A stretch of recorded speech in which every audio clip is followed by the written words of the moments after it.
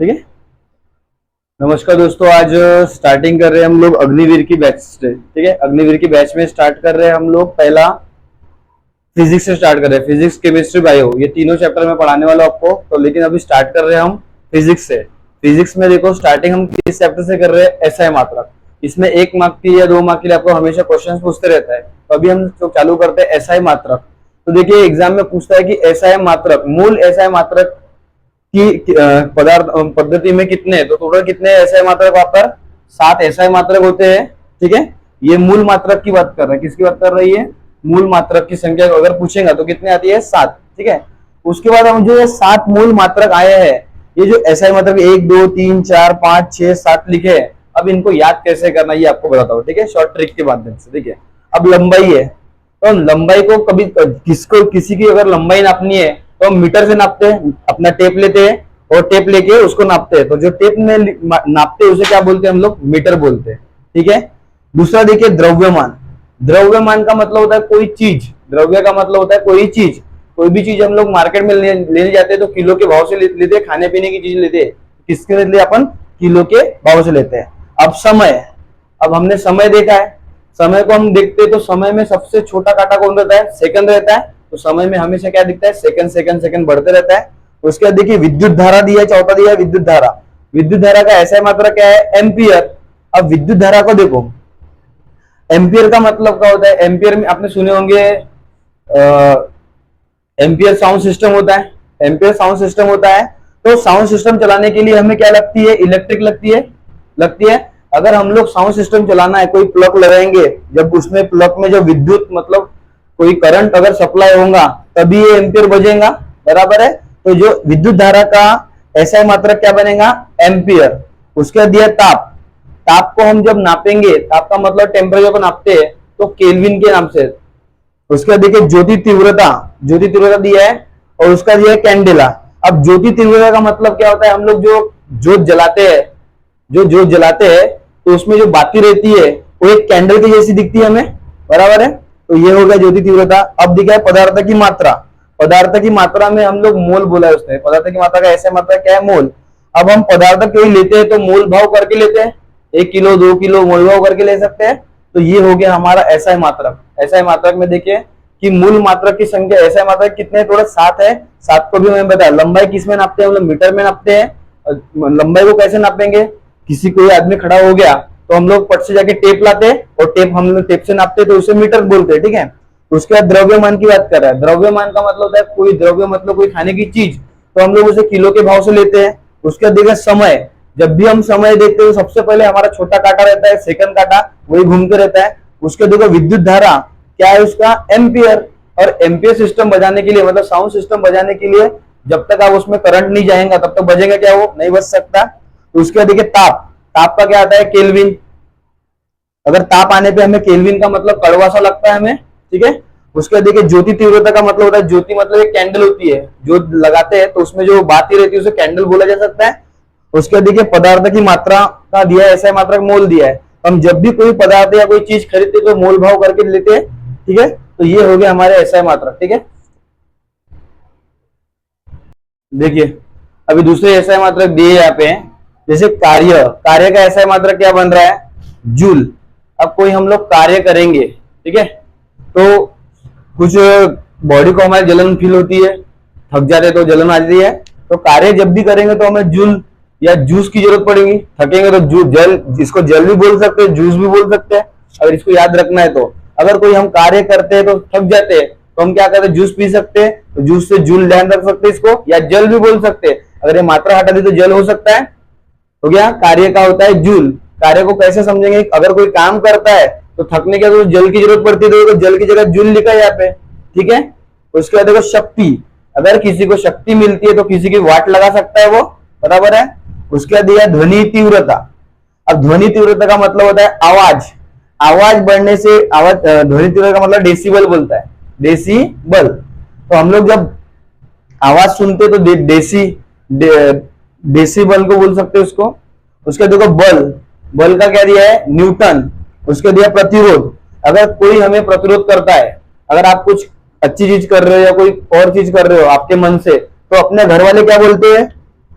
प्रतिरोध करेंगे उसका, तो हम लोग गुस्से में रहेंगे तो उसे क्या बोलते हैं भाई, ओम ओम का उच्चार कर ले, गुस्सा मत हो। उसके देखो चाल, हम जब भी चलते हैं, अपने साइकिल लेके चलते हैं आप लोग, या कोई गाड़ी लेके चलते हैं, तो गाड़ी का जो मीटर काटा फिरता है, मीटर में ही चलता ना गाड़ी। देखो जब हम चाल का मतलब होता है, हम किसी गाड़ी को लेकर कहीं जाते हैं तो मीटर का काटा बढ़ते रहता है, मीटर के हिसाब से बढ़ते रहता है, तो इसलिए चाल को हम क्या करेंगे, मीटर से नापेंगे। अब लेंस, लेंस को मालूम है आपको, लेंस क्या होता है, चश्मा। लेंस का यह डायोप्टर दिया है, तो लेंस जब भी हम चश्मा लेने जाएंगे, डॉक्टर के पास जाएंगे, देखो यहाँ पे दिया है डायोप्टर, तो डायोप्टर को डायरेक्ट डॉक्टर बोल सकते हैं, ठीक है। अब देखो विद्युत आवेश, विद्युत आवेश, अगर कोई बंदा आवेश, मतलब आवेश का मतलब होता है एकदम गुस्सा, अगर कोई आपके ऊपर गुस्सा करता है तो हम लोग क्या बोलते हैं उसको, कुल, भाई कुल ऊर्जा, कुल ऊर्जा बोल सकते हैं उसको।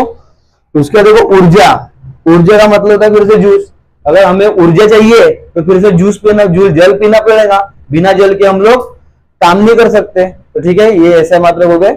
नेक्स्ट देखते हैं, चलो देखिए आगे, आगे के देखिए ऐसा मात्रक क्या है।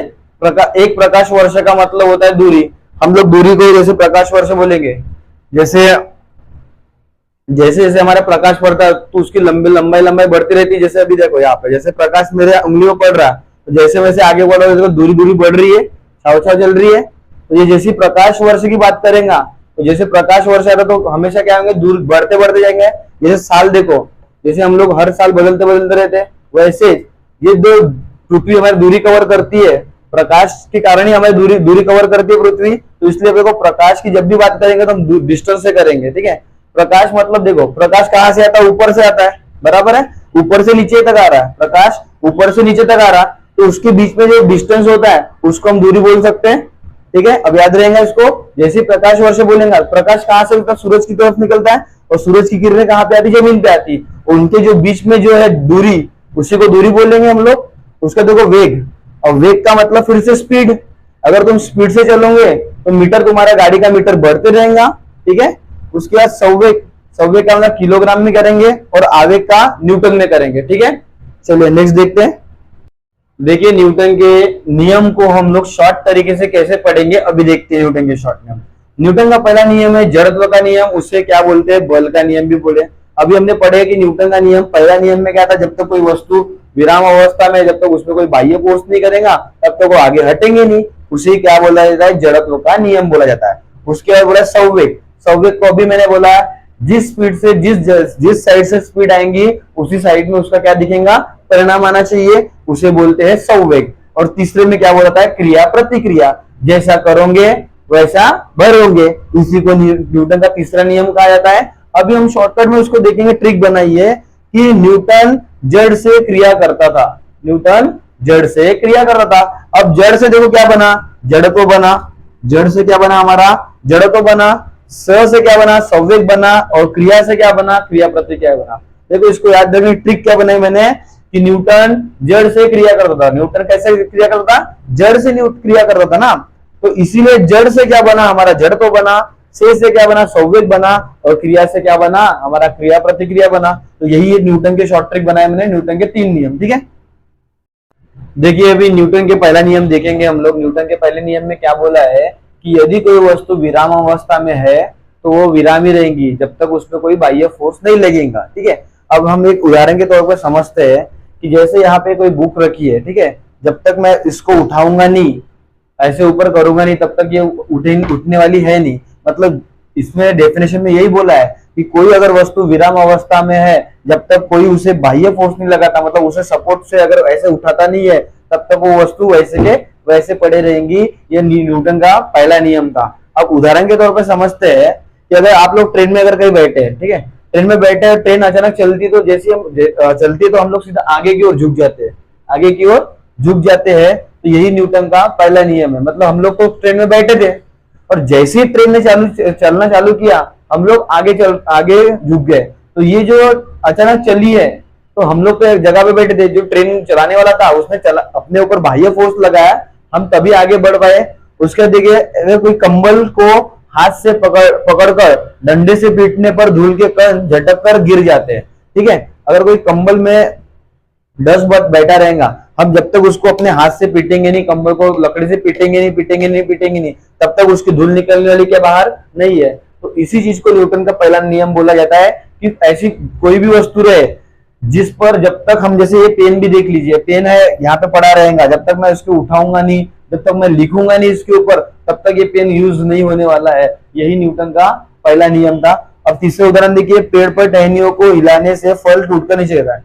अगर कोई आम लगा है वहां पे, अगर मैं उसको अगर उसकी हिलाता हूं उसकी टहनियों को, तभी वो नीचे गिरेगा ना, या खुद होके गिरने वाला तो है नहीं। तो इसी नियम को क्या कहा था, न्यूटन का पहला नियम कहा जाता है। ठीक है, अब देखो न्यूटन का दूसरा नियम क्या बोल रहा है। न्यूटन का दूसरा नियम का क्या बोल रहा है, जिस दिशा में हम बल लगाते हैं उसी दिशा में उसका क्या आएगा, परिणाम आएगा। इसी को क्या बोलते हैं हम, संवेग। क्या बोलते हैं हम उसे, संवेग बोलते हैं। इसी को क्या बोलेंगे हम, संवेग बोलेंगे। अब उसके उदाहरण देखिए, समान वेग से आती क्रिकेट की गेंद को पकड़ते समय खिलाड़ी अपना हाथ पीछे क्यों लेता है। मान लीजिए इस तरह से कोई मेरे तरफ कोई अगर बॉल फेंकेगा तो इसको पकड़ते समय मेरा हाथ पीछे जाएगा ना कि मेरा हाथ ऐसे आगे जाएगा। तो इसी को न्यूटन का दूसरा नियम बोलता है। मतलब आप जैसे बोला है, जिस दिशा में बल लगाएंगे, मान लो यहाँ से कोई वस्तु मेरे तरफ आ रही है, बराबर है, यहाँ से मेरे तरफ कोई वस्तु आ रही है, तो परिणाम इसी दिशा में जाना चाहिए ना, इसी दिशा में जाएगा। अगर मुझे मान लो मैं यहाँ खड़ा हूं, अगर मुझे आगे से कोई धक्का देगा तो मैं पीछे की ओर गिरूंगा ना। तो इसी को कहा जाता है न्यूटन का दूसरा नियम, मतलब इसी को बोलते संवेग बोलते हैं। अब यहाँ पे देखिए, कराटे खिलाड़ी द्वारा हाथ के प्रहार से ईंटों की पट्टी तोड़ना, मतलब जैसी कराटे खिलाड़ी, जैसे यहाँ पे कोई ईंटें रखी है, ईंटें रखी रहेंगी यहाँ पे, अगर ईंटों पे जैसे वो कराटे का हाथ मारेगा तो ईंटों की जो ईंटें है तो वो इसी दिशा में टूट के नीचे गिरेंगी ना, कि वो ऊपर उठ के आने वाली है।